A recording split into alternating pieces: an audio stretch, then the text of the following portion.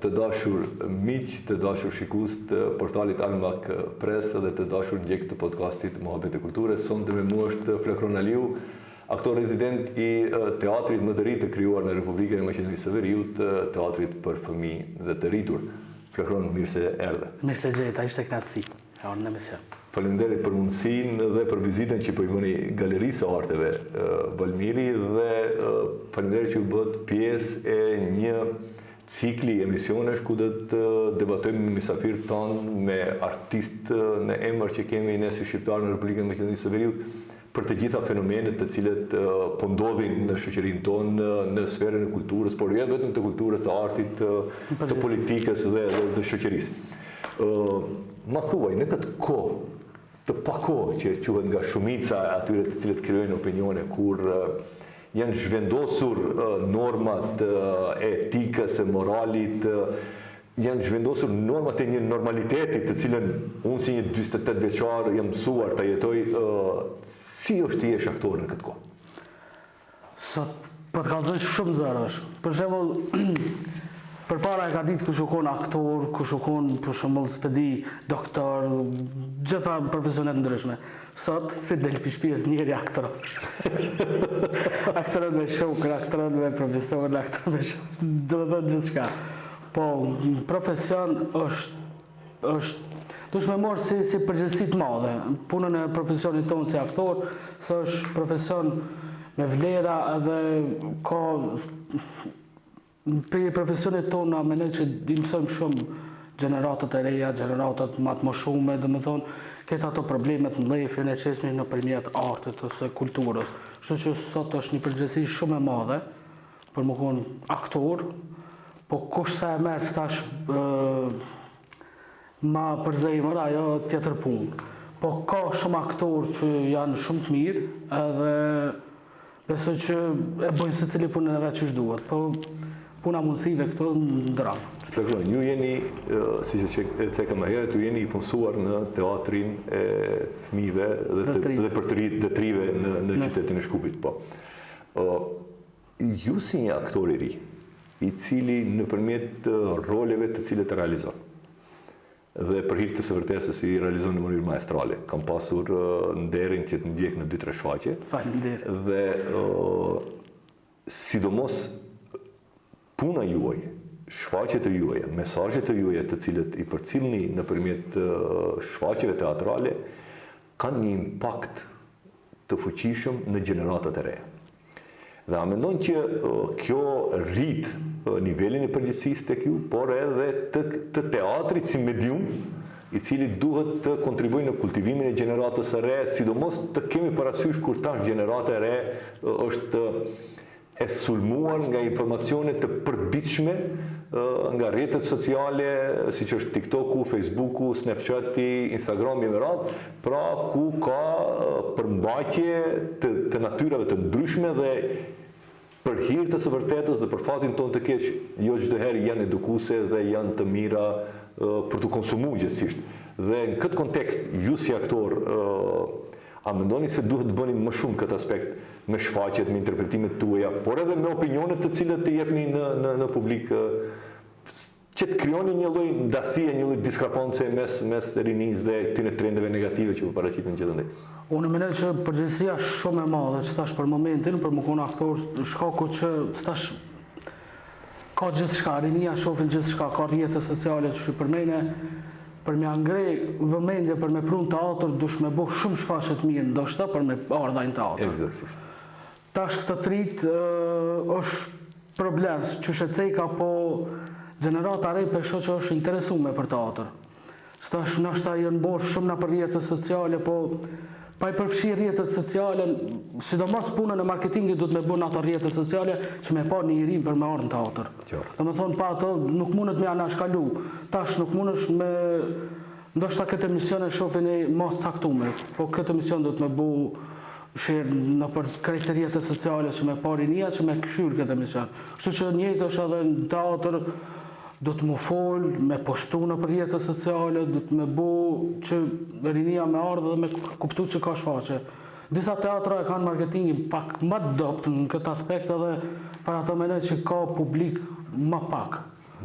Po rinia, sot, pak që po thu u poli me këta rrjetet sociale, po tu në stash edhe aktorët kanë hi pak, një sekti aktorët më thamë kanë hina për atë, edhe kanë arru që shumë bo artë edhe me nda artën për s'pëdishme që ato rrjetet sociale një farë, edhe kështu që... Prej interpretimi do kisha thonë komerciale. Komerciale, po. Kur jemi në këtë momentum, është shëndru gjithë shka në komercializëm. Realisht, kur aktorët i përgatitin në rolet, i japin më shumë shpirt rolit, apo i japin më shumë kujdes se sa do t'jetë pëlqyeshmëria, sa do të mbaren nga trendet, jemi të dëshmitar se shembull, gjithë marrin shembull Hollywoodin, por edhe ne, trendi i cancelling, pra i ndërprerjes së kontratave për një sjellje të pahishme të një aktorit. A jemi duke shndruar një shoqëri e cila më shumë shef formën, por jo thelbin, brendësinë, dhe kemi aktorë në nëmë të cilët, si që ato kanë lënë shpirtin në skenë dhe në film, dhe për një, jo për një sjellje, por për një deklarat i cili ka mbrojtur një qëndrim të saktuar, qoftë ai qëndrim ndaj një lufte të padrejtë, ndaj një kombi, ndaj një fe, është detyruar që pastaj të tërhiqet, gjithsesi jo të tërhiqet, por ka hasur një lloj bojkoti dhe rezistencë nga ana e atyre të cilët janë producentë të filmave. A mendon se gjithë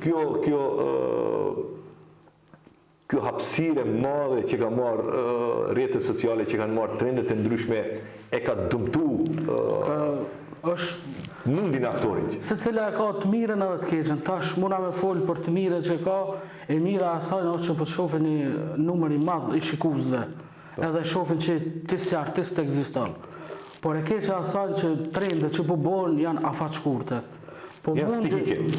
Do me thonë është, me thonë një javë, edhe veç harrohet ai muhabet, nuk e di çfarë trendi ka pas javën e kaluar, vjen një trend i ri, edhe na këtu e një ka trend, njerëzit pak e kanë harru që shumë me thonë shpirtin, një aktor në skenë. Ai aktori në skenë është ta ka mu harru ma shpejt se trendi, mu flit për ato, por ajo ka mu kujtu, për shumë kur e shef një aktor që ka bu një rol të jashtëzakonshëm, ai rol përmenet gjatë kohë. Po trendi harrohet shumë shpejt. Është e vërtet, patëm rastin tash të kemi në botën e filmit një trend të zhvilluar të librave komik të cilët të përkthenin në film. Marvel Universe, DC Universe dhe për një moment sigurisht gjithë bota frymonte me ato filma. Mirë po, filmi Oppenheimer si duket na ktheu në originalitet dhe na ktheu në atë se çfarë është arti, vërtet, dhe për atë dhe fitoi të gjitha çmimet të cilit mund t'i fitonte pa ndërfut brenda, i cili Christopher Nolan për hir të së vërtetës bëri një punë magjike vetëm nëpërmjet mënyrës artizanale të zhvillimit të filmit dhe arriti që të tregojë që nëpërmjet punës së aktorit, pra kur aktorin e vjen në epicentër, arrin që të krijojë një magji të vërtetë në film. A mendon se edhe teatri duhet jo të riformatohet, po të rimendoj mënyrën se si etablohet në gjithë këtë kakafoni të aktiviteteve dhe mediumeve të cilët kanë zonë frymën e çdo kujt gjithsesi, edhe timën edhe tonë, pasi që gjithë jemi me një telefon dorë dhe aty dum jemi pjesë e procesit, po. Na zgjohemi me telefon dorë, shkurt.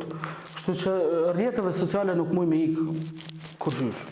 Kështu që mënyra më e mirë për mi qasë në teatr është mënyrë, si me thonë, artistike. Tash funksionon, tash është koha e videohet shkurta, tash funksionon real. Do me thonë, teatrët, për shembull tash na manifestojmë atë lloj marketingu, ku i bëjmë videot shkurta, i postojmë në Instagram, në Facebook, ka është pjesë shumë e shkurt, po është shumë, do me thonë, në trend, po jo me kesh përdor në mënyra që që bojnë trendet, po në mënyrë artistike me ju qasë. Dhe me thonë, në rrjeteve sociale do të me përdor gjithçysh, për çështjen e marketingut. Për çështjen e marketingut, se sot unë nuk e di, dikush që për shembull tash mundet me qit në reklam, për shembull na për gazetë, është ta çesë njerëzit, po më funksionale është në rrjetet sociale, në për Unë edhe vetë ky emision do t'jepet në rrjetet sociale dhe ky emision është produkti i kësaj mendësie në pojza, mirë po kur thëmë atë të marrim anën pozitive të trendeve dhe jo rastësisht hapa temën e rrjeteve sociale, jemi dëshmitar të keqpërdorimeve të ndryshme të trendeve, të cilët për fatin e keq tonë përfundojnë edhe me viktima dhe gjeneratat e reja, sidomos ata të cilët janë teenager, pra të cilët janë pjesë e shkollave të mesme, bind pre e trendeve të ndryshme. Ata janë gjenerat pak ma prekse, edhe për çdo sen shumë let bullizohen, shumë let, nuk e di, kërcënojnë një tjetrin, e kanë bërë shumë let këtë pjesën e rrjeteve sociale, edhe prandaj është rrezik për këto grupë mosha shumë. Dhe në këtë fazë dhe në këtë moment mendoj që teatri për fëmijë, krijimi i teatrit për fëmijë dhe të rritur gjithsesi ishte një hap shumë i qelluar, pasi që në mënyrë sistematike tashmë shkollat fillore dhe të mesme besoj që janë pjesë e shfaqjeve tuaja dhe marrin mesazhet nëpërmjet lojës tuaj, nëpërmjet aktrimit, nëpërmjet përkushtimit tuaj në skenë, marrin mesazhin se si duhet realisht të qasin problemeve dhe se si duhet realisht të bisedojnë për fenomene shoqërore. Larg asaj, edhe në kohën tonë ka pas bulizimin nëpër shkolla, mirë kanë qenë, si të them, aksidente, jo normë. Unë mendoj që sot është kriju normë puna e bulizimit nëpër shkolla dhe besoj që ju si aktor të ri, si pris i një gjenerate të re të aktorësh, do keni shumë përgjegjësi të madhe për të çuar përpara pra një mision goxha fisnik, që do të thotë mision të kultivoni pra publikun e ri, i cili duhet të jetë pjesë e së ardhmës pra si publik në zakonisht në për këtë shfaqjet e fundit i kena shfaq këto dhunën, bullizimet, kështu që edhe ato vetë kanë po fundin e shfaqjet që bullizime ose dhuna nuk përfundojnë gjithmonë mirë. Gjithmonë, kur nuk përfundojnë mirë. Kështu që besoj që kanë marrë një farë mesazhe dhe besoj që janë mushmen me ato që kanë po. Andjesh i përfaqësuar në hapësirën e teatrove të vendit tonë. Ju si aktori i ri, sa u është dhënë shanca, përveç punësimi që e keni si jeni si aktor rezident, a keni ftesën nga regjisor të teatrove të tjera, a keni bashkëpunime me teatro të tjerë, shumë me teatrin kombëtar shqiptar, me teatrin e Tetovës, teatrin e Kumanovës, por edhe jashtë Republikës Maqedonisë, pra me Prishtinën, me Tiranën, si qëndroni në kontekst të bashkëpunimeve? Kena bashkëpunim me këtë teatro, zakonisht me palën shqiptare, stash pala edhe Maqedone kanë edhe ato aktorë të vetë, edhe kanë plot aktorë që janë pa punë që presin. Për shumë, kur vjen puna me lujt në shqiptar, në film, në sen, gjithë kena pas bashkëpunim. Po edhe në për teatrot, si me teatrin e shqiptarit, Shkup, Kumanov, Tetov, Gostivar, me krejt i kena raportet mira, me krejt kolegë shoqënomu, po stash si për mundësi, unë e shoh që Kosova ka gjithmonë mundësi më të mëdha. Ato nështë nuk kanë teatro më shumë, po mënyrën qasën edhe punën e këtë komercial që e bojnë kanë më shumë, si me thonë, punojnë atë aspekt më shumë, se sa na. E kanë materializu aspektin e teatrit. Është interesante se Kosova çdo herë ka qenë ai ylli polar, ylli orientues pra i shqiptarëve të Republikës së Maqedonisë, edhe pse unë shpesh e them ne Shqipëri si themi më mëdheu, mirë po realisht Kosova, ajo është një farë. Nëse veshët i kemi pas ka Shqipëria syt ka Kosova. Dhe është interesant se si ju një i ri, por ajo periudhë vetë 15 vjeçare që ishte gati 2 dekadësh e lirisë që gëzoi Kosova në atë kohë, realisht shumë shqiptarë nga Maqedonia arritën që të shkollohen, të kryejnë universitetet në Kosovë në atë kohë dhe pastaj të vinë ajo gjenerate, ajo plejad dietarësh të përndriturësh që të bëjnë edhe ndryshimet në Republikën e Maqedonisë së Veriut dhe prej aty pastaj filluan edhe lëvizjet të një kohë na quheshin irredentistë, separatiste, kujtëqare terroriste, arritëm që të bëjmë një luftë goxha të suksesshme në vitin 2001 dhe si pasojë asaj lufte pastaj të kemi edhe gjitha këto ndryshimet pozitive në shoqëri dhe vim deri tek ajo. Arrin të shohësh dallime mes artistëve të nacionaliteteve të ndryshme, të komsive të ndryshme në Republikën e Maqedonisë së Veriut. Ekziston ai mosdurimi etnik apo në kontekst institucional jemi okay? Stash me fol drejt, nashta ka, po se cile e manë mrejna. Edhe nashta është pak vështirë me shfaqat farë, si me thonë nashta urrejtje, nashta farë, po une për vete edhe kolekt përgjithësi kena kalu shumë mirë, si me palën Macedone, kena kitë kolekt mirë, si me teatrat të ndryshme, po edhe prej Kosovës, do më thonë, a kam pritë shumë mirë, edhe ato kur kanë ardhë kënej, këna pritë, do më thonë, se cili nuk ka pas nëjë farë gjelezi, nëjë farë... Institucionalizimi i kulturës, krijimi i institucioneve tona, në një farë forme në ka barazu në kontekst asaj se çfarë i thotë punë institucionale. Mirë po, mendoj që aktorët shqiptarë, artistët shqiptarë, gjithësisht nuk e kanë betejen, thojza, konkurencë, shembull institucionet e vendit, por syt atë që thamë pra, vershet nga Shqipëria dhe syt nga Kosova. Dhe realisht bashkëpunimet mes 3 qendrave shqiptare, Tiranë, Shkup dhe Prishtinë, po intensifikohen ditë ditës dhe një farë forme jemi bërë role model të njëri tjetrit. Dhe kjo mendoj që edhe ka ndihmuar që ne si shqiptarë të Maqedonisë më shpejt të kapim trendet edhe të ngrihemi edhe në kontekst kulturor. Cili është roli të cilën kalon më shumë bresa në punën që ke bërë deri tani. Cili është ai roli i cili ka lodhur thojza në kontekst mental, fizik për të përgatitur dhe është dashur një qasje goxha më me empati me dëmshuri ti qasësh.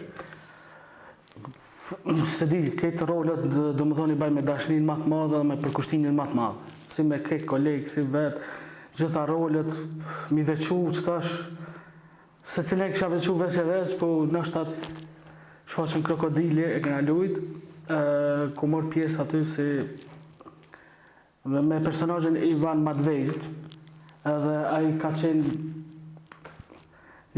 jo zakon e kom lujt, ai kolega jem Eldini, e ka pas atë Ivanin, dhe më thonë ka qenë një komedi fantastike, një punë jashtëzakonshme për regjisorit Agon Miftari, edhe atë rol e kam bërë me kënaqësi më të madhe, po edhe lodhja ka pas shumë të madhe. Domethënë po është një punë e madhe fizike.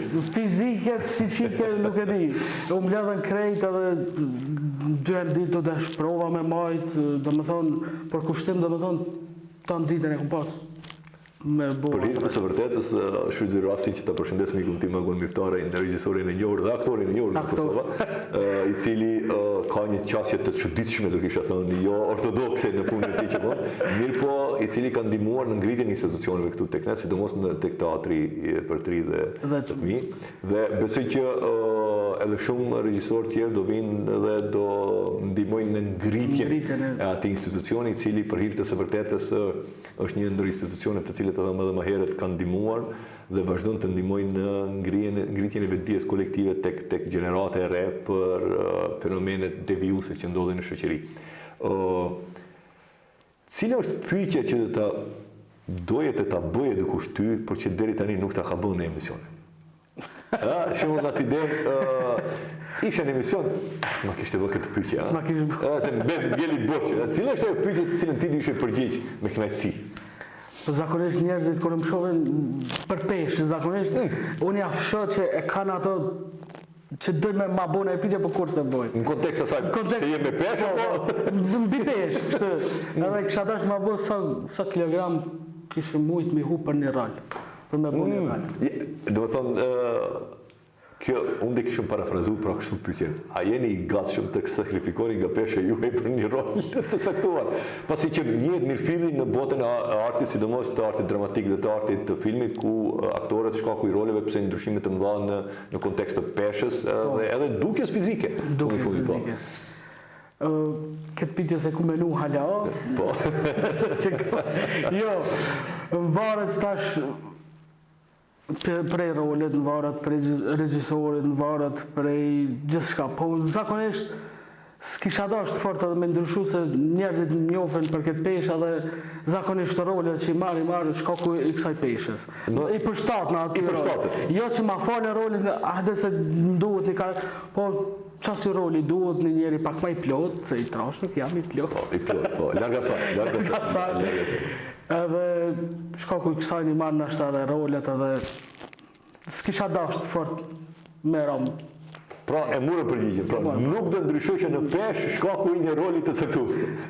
Ose me pikpyetje të mëdha. Jo, e kisha hik pikpyetjen krejt me pikë kisha. Me pikë, pra të din pra ata të gjithë regjisorët të cilët e kanë ndjekur këtë podcast, dinë që mos ma bëni pikpyetje ose mos ma pran në rol. Mos pretendoj për role të cilat duhet me lut skinin ai këtu diçka. Po ja, s'ka, o skini ka kolektiv. Aktorë të cilët janë skinin. Se duhesh bashkëpunë me Qartë. Plegron, falenderoj shumë për kohën, për mundësinë. Besoj që biseduam gjëra gjatë për fenomene të cilat po i përjetoni ju si gjeneratër. Ne kemi pas sfidat tona, kemi pas betejat tona, ndërsa ju ngelin betejat e gjeneratës tuaj. Është e vërtetë që ne edhe nuk mund t'i perceptojmë ashtu siç i perceptoni ju.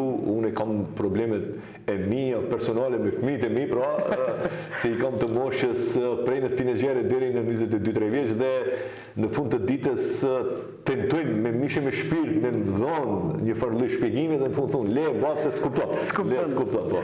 Dhe besoj që ju do kryeni me nder dhe ndërshmëri obligimet që keni ndaj publikut, pa pikën e dyshimit, jeni një gjeneratë e cila në një farë forme u është imponu edhe publiciteti i tepërt në disa raste. Rrjetet sociale, siç ram në përfundim, kanë anën pozitive dhe negative të saj dhe si zakonisht yin-yangi duhet të ndiqet që mos bëhemi pre e të keqës, por të bëhemi në thojza pre e të mirës dhe asaj që është pozitive. Në këtë kontekst, unë të falenderoj edhe një herë publikisht, falenderoj që ishe pjesë e njerë galerisë time të sapo hapur edhe podcastit dhe këtij kondi kulturor, të ftoj që të vish edhe ditëve tjera dhe tulemi të flasim, bisedojmë edhe për pikturat edhe për skulpturat që janë këtu, por edhe për ndonjë projekt të ardhmë që të realizojmë së bashku. Faleminderit për ftesën, ishte kënaqësi edhe inshallah shkon mirë e mbar. Kemi sen edhe ke galeri. Shumë faleminderit. Shifemi në sukseset e radhës. Faleminderit shumë. Faleminderit. Të dashur shikues, natën e mirë dhe shifemi në emisionet e radhës.